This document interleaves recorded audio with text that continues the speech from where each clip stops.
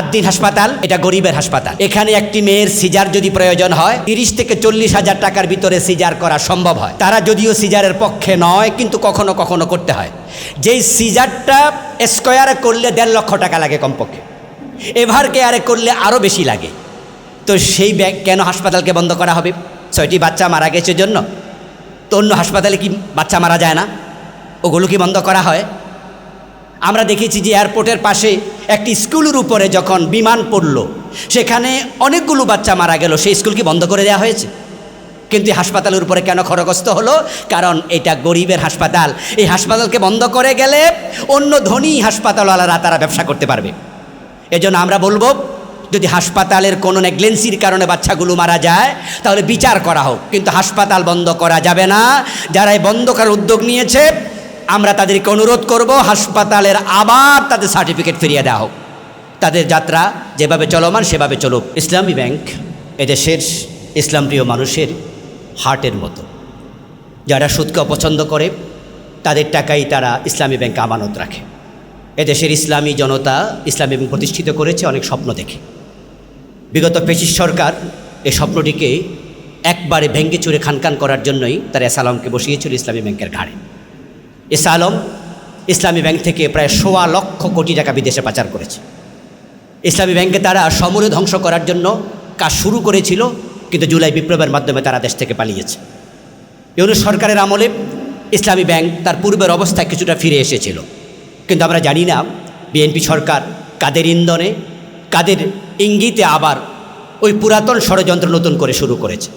তারা ইসলামী ব্যাংকে আবার ধ্বংস করার জন্য এস আলমের দোসরদেরকে আবার ক্ষমতায় বসাচ্ছে। এমডি ফারুক ভাইকে তারা বাধ্যতামূলক অবসর দিয়েছে এবং চেয়ারম্যান এমন একজনকে করেছে খুরশিদ আলম, যিনি এস আলমের দোসর। এ নতুন ষড়যন্ত্র দেশের ইসলামী জনতা মেনে নেবে না। একটি দেশের সভ্য মানুষ, সভ্য দেশ, তাদের টাকা ব্যাংকে আমানত রেখে নিরাপদ বোধ করে, কিন্তু বাংলাদেশের ব্যাংকে এখন টাকা রেখে মানুষ নিরাপদ বোধ করছে না। ইতিমধ্যে 5টি ব্যাংকে দেউলিয়া করে দেয়া হয়েছে। ইসলামী ব্যাংকে আবার দেউলিয়া করার ষড়যন্ত্র বিএনপি সরকার করছে। স্বরাষ্ট্রমন্ত্রী তার পক্ষে সরাসরি অবস্থান নিয়েছে। আমরা এর প্রতিবাদ জানাচ্ছি। ইসলামী ব্যাংকে অবশ্যই তাদের কাছে ফিরিয়ে দিতে হবে যাদের কাছে ইসলামী ব্যাংক নিরাপদ। এক সালাউদ্দিন মহাপণ্ডিত, তিনি পার্লামেন্টে বসে বসে সব বিষয়ে ভটর ভটর করেন। আমরা অত্যন্ত ক্লিয়ারলি জানাতে চাই, মুসলিম উম্মার সৃষ্টি হয়েছে মানুষের কল্যাণের জন্য। ইসলামী ব্যাংকের মতো রেজাল্ট কোনো ব্যাংক অতিথি দিতে পারে নাই। পৃথিবীতে অনেকগুলো ব্যাংক অর্থনীতিতে ইসলামী ব্যাংক বাংলাদেশের নেতৃত্ব দিয়েছে দীর্ঘ সময়, যতদিন এটা ইসলাম আলাদের হাতে ছিল। যখন গত ফ্যাসিস্ট আমলে এটাকে ওই ডাকাতের হাতে তুলে দেওয়া হয়েছে, তখন এটা ধ্বংস হয়েছে। আল্লাহ এখন এটাকে আরেকটা পর্যায়ে এনেছেন। এখন আবার বিএনপি এটার সাথে শয়তানি শুরু করেছে এবং ওই দালালেরই দোসর সালাউদ্দিনকে দিয়ে তারা এটাকে নিজেদের হাতে কবজা নিতে যাচ্ছে। একটু কান খাড়া করে শুনে রাখেন, ইসলামকে নিয়ে ফাজলামি করবেন, আগের হাল গেছে যেভাবে আপনারা যাবেন সেইভাবে। খায়রুন্নাস মান ইয়ানফাউন্নাস, শ্রেষ্ঠ মানুষ যে মানুষের কল্যাণ করে।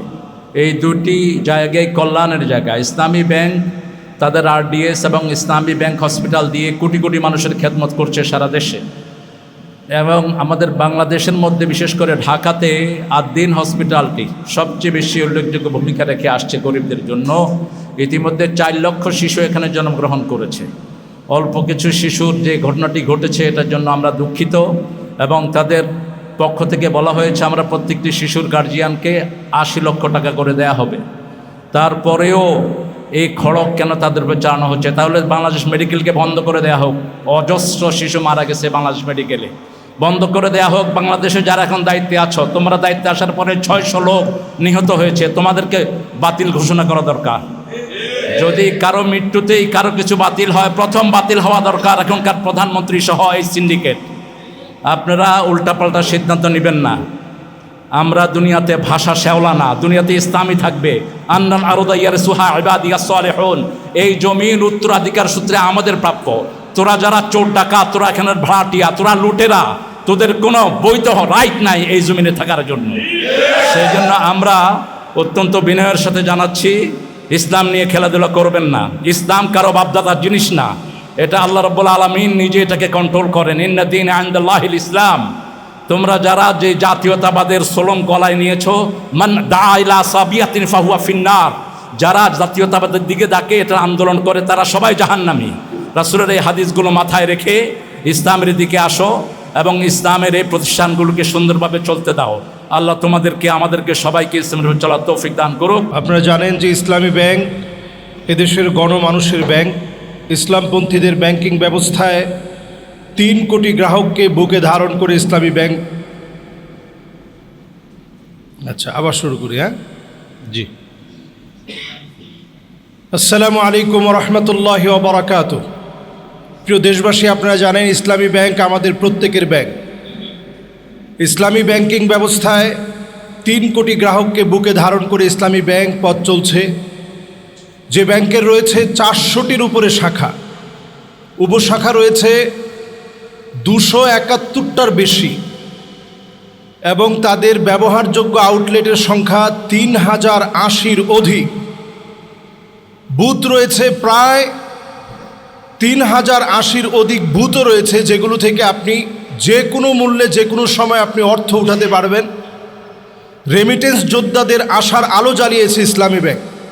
এবং আমি দেখেছি মরহুম মুরসি যখন মিশরে ছিলেন, ইসলামী ব্যাংকের এমডি যিনি ছিলেন, উনি মিশর গিয়েছেন। সারা ওয়ার্ল্ডের 65টা দেশের ব্যাংকিং ব্যবস্থা যারা নিয়ন্ত্রণ করে, তাদেরকে সেখানে ডেকে নিয়ে আমাদের ইসলামী ব্যাংককে হাইলি সেখানে অ্যাপ্রিসিয়েট করা হয়। এবং ব্যাংক অফ দ্য ব্যাংকস যারা সারা দুনিয়াকে যারা নিয়ন্ত্রণ করতে চায়, রথ চাইল্ড ফ্যামিলি, তারাই কেবল ইসলামী ব্যাংকিং ব্যবস্থাকে মুখ থুবড়ে পড়ার প্রতি তারা সবসময় ইহুদি চক্রান্তকে বলিষ্ঠ করার লক্ষ্যে তারা এই কাজ চালিয়ে যাচ্ছে। আজকে যারা আমরা দেখতে পাচ্ছি ইসলামী ব্যাংকের বিরুদ্ধে অবস্থান নিয়েছে, তারা সুদ ভিত্তিক ব্যাংকিং ব্যবস্থাকে আবার বাংলাদেশে ফিরিয়ে আনতে চায়। আমরা তাওহীদি জনতা কোনোভাবে এটা হতে দেব না ইনশাআল্লাহ। আদ্দিন হসপিটালের কথা একইভাবে গরিবের বন্ধু যারা, একেবারেই এদেশের মধ্যবিত্ত মানুষ যারা, তাদের চিকিৎসার জন্য আদ্দিন হসপিটাল যে চিকিৎসা দিয়ে যাচ্ছে, যে সেবা দিয়ে যাচ্ছে, আলেম ওলামা আপনি একটু খোঁজ খবর নিয়ে দেখবেন, অধিকাংশ কর্মচারী যারা ছোট ছোট পর্যায়ে চাকরি করছে, তারা কোনো না কোনো সময় হয়তো মাদ্রাসায় পড়েছে, ধর্মকে ভালোবেসেছে, এবং ইসলামের কারণে সেখানে লেবাস, এবং একজন নারী তার সিজার করছে একজন নারী। এই যে প্রক্রিয়াটা আদ্দিন হসপিটাল যে স্বপ্ন আমাদেরকে দেখিয়েছে, সেখানে আমাদের মায়েরা নিরাপত্তার সঙ্গে চিকিৎসা নিতে পারে, এই চিকিৎসা ব্যবস্থাকে প্রশ্নবিদ্ধ করা হয়েছে। সিজারিয়ান প্রক্রিয়ার মধ্য দিয়ে আমাদের দেশকে যখন ধ্বংস করে দেওয়া হচ্ছে, এই প্রক্রিয়ার পদ্ধতি থেকে আদ্দিন হসপিটাল আমাদেরকে নর্মাল ডেলিভারির প্রক্রিয়া আমাদেরকে দেখাচ্ছে। লক্ষ লক্ষ শিশু সেখান থেকে নর্মালি ডেলিভারি হয়েছে। শুধুমাত্র একটা দেশকে খুশি করার জন্য, আমাদের যেই দেশটা আমাদের সকল সময় আমাদের সুখ সহ্য করতে পারে না, তাদেরকে খুশি করার জন্যে, এবং কিছু স্বার্থন্বেষী ডক্টরদেরকে খুশি করার জন্যে, প্রাইভেট হসপিটালকে শুধুমাত্র খুশি করার জন্যে এইরকম একটা সিদ্ধান্ত নেওয়া হয়েছে। আমরা তীব্র প্রতিবাদ জানাচ্ছি। যদি আপনার মাথা ব্যথা হয়, মাথা কেটে ফেলে দেওয়া যাবে না, চিকিৎসা নিতে হবে। তো লাইসেন্স বাতিল করা এটা কোনোভাবে মেনে নেওয়া যায় না। সকল মহল থেকে আওয়াজ উঠেছে, অন্য কাউকে খুশি করার জন্য আমাদের এই সম্পদকে আমরা নষ্ট হতে দেব না ইনশাআল্লাহ। কথা খুব সংক্ষিপ্ত, দুটা বিষয় বলতে চাই। আদ্দিন হসপিটালের বিষয়ে এই ঘটনাকে কেন্দ্র করে আমরা একটা হাদিসকে স্মরণ করতে চাই, যেটা আল্লাহ রসুল বলেছেন। সহিহ মুসলিমের 2569 নম্বর হাদিসের বর্ণনা। রসুল্লাহ বলেন, ইন্নাল্লাহ সায়াকুলু ইয়া আব্দি, আল্লাহ তাআলা কিয়ামতের ময়দানে বলবে, হে বান্দা, আমি তো অসুস্থ হয়েছিলাম, তুমি তো আমার সেবায় আসো নাই। বান্দা বলবে, ইয়া রব্বি আনতা রব্বুল আলামিন, আপনি তো রব্বুল আলামিন, আপনার সেবা আবার কিভাবে করব? তখন আল্লাহ বলবেন, আমা আলিমতা আন্না আব্দি ফুলানান, তুমি কি জানতে না অমুক বান্দা অসুস্থ হয়েছিল, কিন্তু ফালাম তাউদহু, তার সেবা তুমি করো নাই। যদি তার সেবা করতে, তাহলে তার কাছে আমাকে পেতে। এই যে আমাদের যে সেকুলার রাষ্ট্র ব্যবস্থা, আজকে যদি এটা ইসলামী রাষ্ট্র ব্যবস্থা হতো, আল্লাহর রসুলের এই হাদিসটা প্রতি ঘরে ঘরে প্রতি এলাকায় বাস্তবায়ন হতো, কিন্তু সেটা হচ্ছে না, সেটা আমরা পাচ্ছি না সেকুলার রাষ্ট্র ব্যবস্থার কারণে।